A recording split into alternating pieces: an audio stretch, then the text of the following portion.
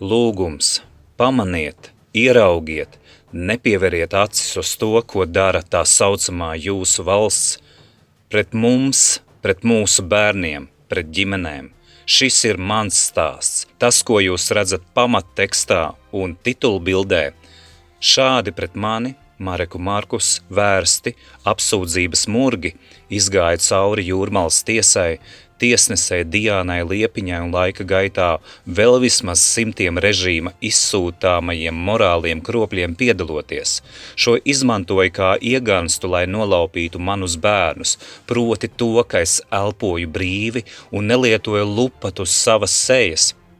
Pēc tam piekarināja klāt selektīvas detaļas no manas dzīves, urķējoties pat pirms 2009. gada tālajos notikumos, tā lai varētu uzcept safabricēto lietu.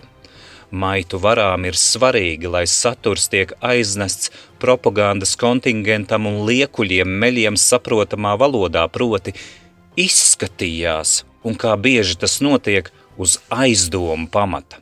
Tas ir pamats, kādēļ tev kaitē un taviem bērniem, un pierādījumus nevajag. Un vēl, bezsmadzeņu, bez sirdsapziņas varām, ar visām savām liekuļu un meļu, ierēdņu ellēnu un ierēdņu ieleņu ordām nav kauna murgot, ka tas viss ir darīts manu bērnu labākajās interesēs, kad pat mani bērni paši daudzkārt atzina, ka tas, ko apmelotāji dara viņu labā un mūsu labā pēdiņās, dara pret viņu gribu un arī, protams, pret manu gribu. Manus bērnus nelaida mājās pat tad, kad mani bērni to ļoti lūdza, un tā ir pierādīta vardarbība. Tieši tāpat kā manu bērnu pakļaušana nervu zālēm, pamatojot to ar to, ka mani bērni ļoti meklējot mani izrādās. Vai tā drīkst notikt, ka bērnu ilgas pēc sava tēta tiek slāpētas ar medikamentiem?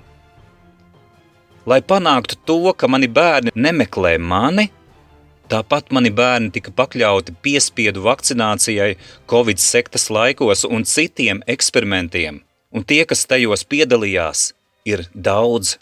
Pat tad, kad uzzināja, ka mani bērni tiek slēpti paspārne Jūrmalas pusē esošajā tā saucamajā krīzes centrā 2020. gada decembra 2. pusē, mūs maldināja, lai vēl pagaidot, jo esot taču svētku laiks un jāpagaida uz formalitāšu nokārtošanu. Un es gaidīju un sagaidīju ne to, ko mani bērni un arī es lūdzām. Cilvēcīgi lūdzām. Mēs gribējām kopā doties mājās, taču tā vietā es sagaidīju safabricētu lietu, kamēr pacietīgi gaidīju. Tolaik centos ar mieru, tikai ar mieru risināt to, ko trakie darīja pret mums, taču miera vietā es sagaidīju brīdi, kad no bērniem es tiku šķirts.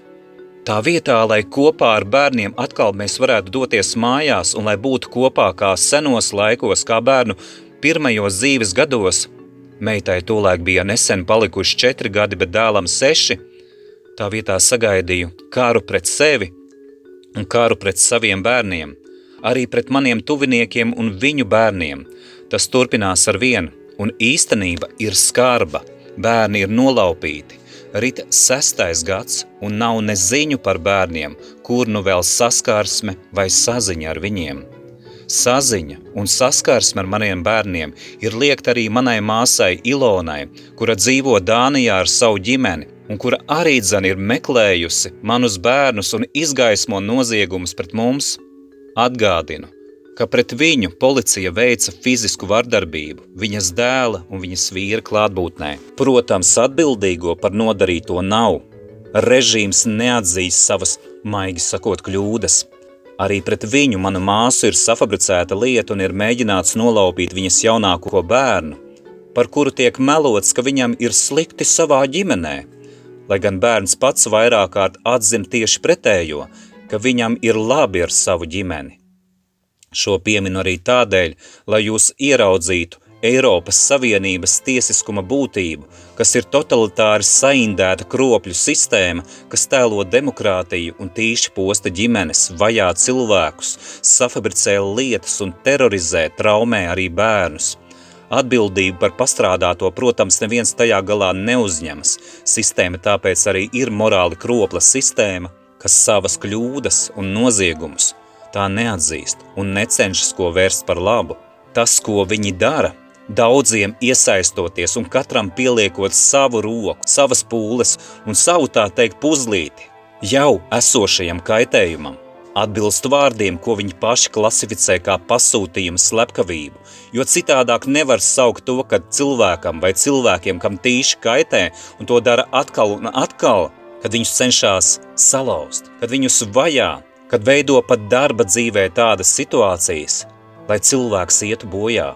Tā ir arī mana pieredze. Es esmu gājis tam cauri daudzkārt. Un tas nav līmenis, kā dažkārt infantīļi spriež, tev izskatījās vai arī tās sagadījās. Tādēļ, ka darbības, kuras ir notikušas, kas ir vērstas pret mani un man tuvajiem cilvēkiem, ir atkārtojušās desmitām reižu, un tas turpinās. Atgādinu, tas ļaunums, ko maitu varas ar saviem sabiedrotajiem darīja vai darīs mums, sasniegs viņus pašus un ar procentiem. Gluži kā aiz verglupatām vai ciparoto izsūtāmo idiotu mugurām nevarēja un nevarēs mūžīgi slēpties. Tā arī no Dieva tiesas, kas atradīs katru vēl šajā dzīvē dažādu notikumu veidā. Tādu notikumu, kas vieniem būs brīdinājumu atturēties no turpmākā kaitējuma, bet citiem, kā viņi paši mēdz murgot, tā tik tāda sagadīšanās, tā būs īstenība, kad absolūti neko viņi vairs nevarēs vērst par labu. Un es, Mareks Markus, palīdzēšu tam notikt, lai ik viens saņem, ko pelnījis. Ik viens izdara savu izvēli. Maitu varas, jums būs jāatbild. Ikvienam, kas tēlodami manu bērnu glābējus vai citu cilvēku labvēļus mums kaitējāt.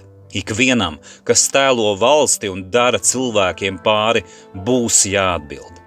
Tas, ka jūs nezinājāt patiesību un negribējāt to zināt, atgādināšu jūsu pašu vārdiem, neatbrīvo un neatbrīvos nevienu no jums no atbildības.